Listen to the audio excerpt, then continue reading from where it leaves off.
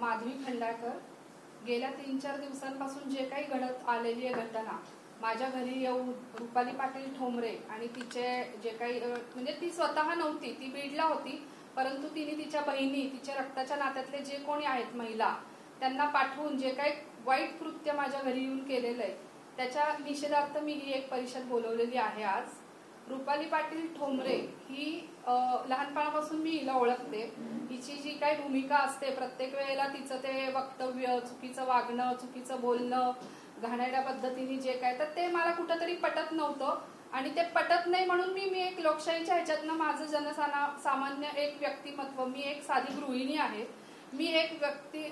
तिचं म्हणजे मला पटत नाही म्हणून मी माझं मत मांडायला गेले आणि हे मत मी मांडले असताना मी तिच्या घराच्या समोरच राहिला आहे। तिला ते पटले नाही आणि तिने हे सगळं सापळा रचून म्हणजे जे काही केलेलं आहे माझ्यावरती मारहाणीचा, घरी येऊन तिने जी काही मारहाण केलेली आहे तर त्याच्या निषेधार्थ मी कंप्लेंट केली। कंप्लेंट केल्यानंतर मी तिथे सगळं जे काही झाली ती घटना सांगितली, पोलीस कंप्लेंट झाली, त्याच्या मागे मला पोलिसांनी खूप चांगलं सहकार्य केलं त्याच्यावर। त्याच्यानंतर मी माझ्या घरचे, तिच्या घरचे सगळे एकत्र आले, त्यांनी सगळ्यांनी मिळून ठरवलं की जाऊ दे, हे भांडणं वगैरे करण्यात काय अर्थ नाहीये, तुम्ही माघार घ्या, तुम्ही मैत्रिणी आहात किंवा तुमच्या आधीपासूनचे चांगले संबंध आहेत आणि त्या सगळ्या असं त्यांनी, आणि माझी मनस्थिती नव्हती कारण मी त्यावेळेला पूर्ण म्हणजे रक्तबंबाळ झालेले आणि मला चक्कर येत होती, मला सुचत नव्हतं। मी तेव्हा त्यावेळेला मला मेडिकल करायची होती पण ते सगळं त्या ह्याच्यामध्ये बराच प्रोसेस चाललेला होता आणि त्यांनी माझ्यावर एवढं हॅमरिंग केलं की तुम्ही नका हे वाढवू, तुम्ही नका हे वाढवू, तुम्ही नका ह्याच्यात जाऊ। आणि त्याच्यानंतर मी म्हटलं ठीक आहे चला आपण, ती वेळ मला कारण सुचत नव्हतं, मी त्यातनं बाहेर पडायचं ठरवलं। बाहेर पडायचं ठरवलं, यांनी सगळ्यांनी मिळून माझ्याकडनं लिहून घेतलं की तुम्ही हे ह्यातून बाहेर पडा वगैरे। आणि रात्री 12:30-11च्या वगैरे सुमारास तिचे काही नातेवाईक माझ्याकडे येऊन म्हणले की तू असं सांग की हे मी असं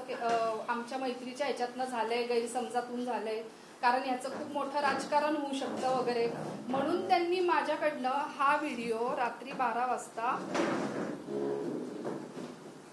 करून घेतला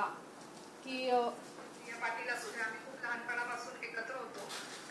हा व्हिडिओ जो व्हायरल झालाय हा मला त्यांनी दबावाखाली माझ्याकडनं करून घेतलाय। मला खरं कुठली कंप्लेंट मागे घ्यायची नव्हती आणि मला कुठल्याही प्रकारचं तिला सुटका द्यायची नव्हती त्या प्रकरणातून, परंतु हा तिच्या घरच्यांच्या दबावाखाली हा माझ्याकडनं करून घेतला। ते झाल्यानंतर सकाळी मी तिची पोस्ट वाचली की हे खोटं आहे आणि हे रक्त नाही, हे कुंकू काहीतरी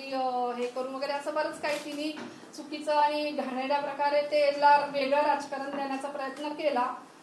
तर ही क्रिमिनल लॉयर महिला, हिला जर रक्त आणि कुंकातला फरक कळत नसेल तर मला असं वाटतंय की सरकारने तिची सनद जप्त करावी, माझं हे खरंच प्रामाणिक म्हणणं आहे। आणि दुसरी गोष्ट, तिने बऱ्याच गोष्टी खोट्या, म्हणजे या एका व्हिडिओचं तिने इतकं घाणेरडं राजकारण केलं, त्यामुळे मी परत माझी कंप्लेंट मागे घेऊन परत तिच्यावरती दावा ठोकलाय आणि मी तिच्या शेवटपर्यंत मी तिला पुरून उरणार आहे। आणि मी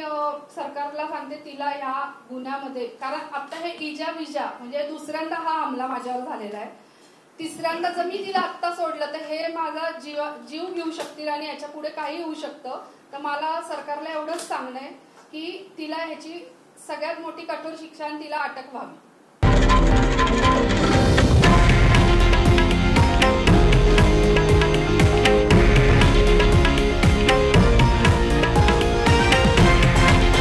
हे आहे देशातील नंबर 1 न्यूज नेटवर्क आणि आपण पाहत आहात TV9 मराठी,